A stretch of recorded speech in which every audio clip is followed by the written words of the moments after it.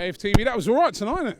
Yeah, it was all right. That's all right. Very good, very good. But I've got to get into a bit of perspective, but very good tonight. What perspective? What are you on about? Oh, come on, like, you know what I mean? That's a Bournemouth reserves we played tonight, you know what I mean? Had a few players out and all that, but you can only beat what's in front of you. But don't start saying, I'll do this and do that against Spurs. They're a different animal completely.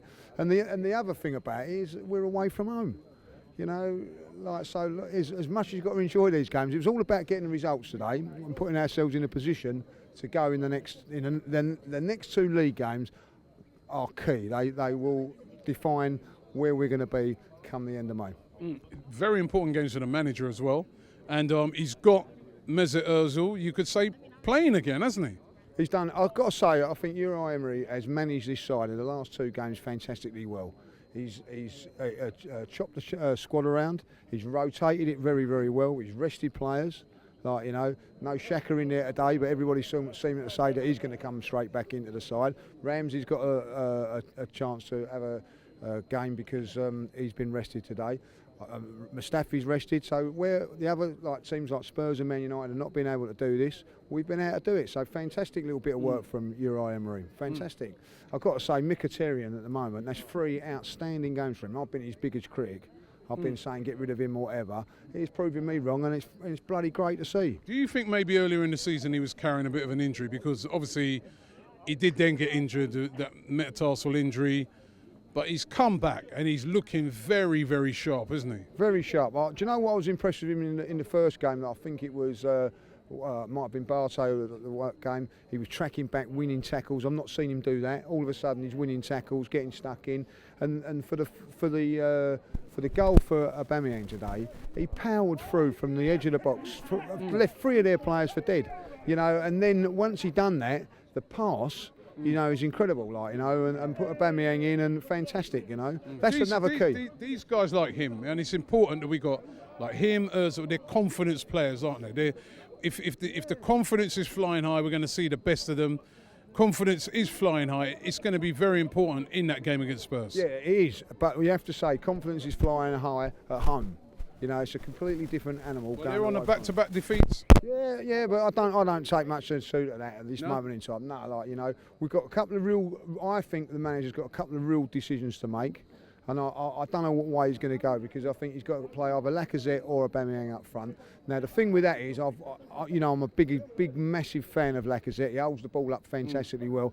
The one vulnerable thing about Spurs is they push right up to the halfway line and leave themselves exposed at the back for the ball over the top. So that's where Aubameyang comes in today. He's pace, so that's a real difficult decision for him to make, what way he's going to go.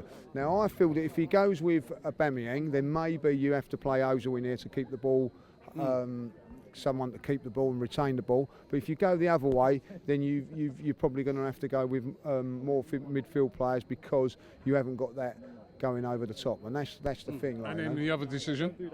The other decision, well, I think like Iwobi has to come in, so it is Mkhitaryan. I think them two are there, and I think it is going to be either Ramsey or Ozil. And what would you do? I know you're a big Ramsey fan as well. I'm a big Ramsey fan. I like Ozil, but I think for this game you've got to respect the opposition. We have not gone to a team away from home, a big 6-1 for a very, very long time. So we've got to be respectful of that. You know, don't go gun ho.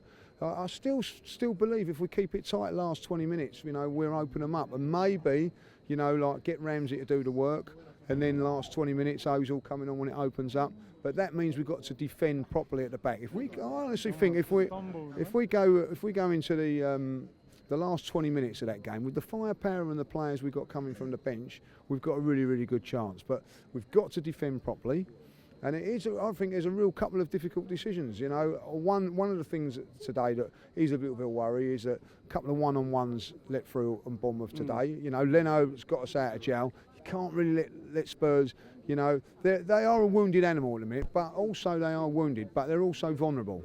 You know what I mean? They're the old wounded wildebeest going through the old river, aren't they? And we're the fucking crocodile waiting for them, like, you know what I mean? And we just pick them off. Pick them off. You know what I mean? If we can just do that, keep it tight at the back. Listen, you know, if everybody's saying, "Oh, God, we're going to do this and do that," if you say to me now, "What would you take?" I'll take a draw. I'll take a draw at Tottenham and then go and beat Man United. That is a good week's work or 2 weeks' work from us, and that's how I see it, like for the bigger picture. But let's face it, let's be honest. It would be bloody lovely if we can go down there and get a win, like, you know. In and out quickly, Robbie, we will go. But it'd be a good one, you know.